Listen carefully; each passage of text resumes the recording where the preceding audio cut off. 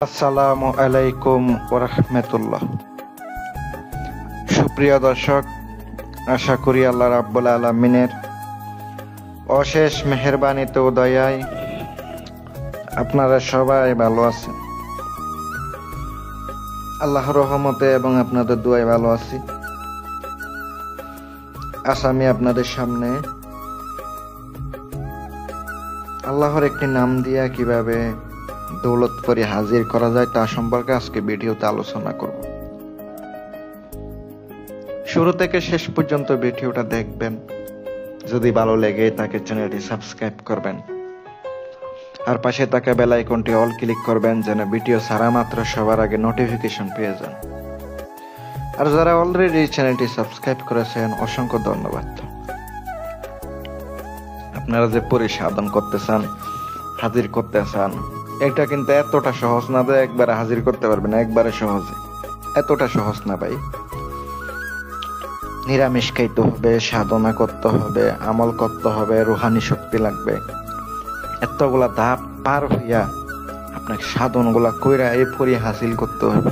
অনেকে বলে এত টাকা লাগে একটা সাধন করতে, এত কঠিন। আপনি নিজে কইরা দেখেন। আপনারা বলেন বা এত কঠিন কাজ, কঠিন ছাড়া কিন্তু ভাই কোনো কিছু সহজে পাওয়া যায় না। এত কিছু বলতে চাচ্ছি না যারা রুহানি শক্তি সাধনা করেন নাই, রুহানি শক্তির আমল করেন নাই, রুহানি শক্তি নাই, তারা আমল করে নেবেন অথবা আমার কাছ থেকে আংটি নিয়ে হাজির করতে পারবেন।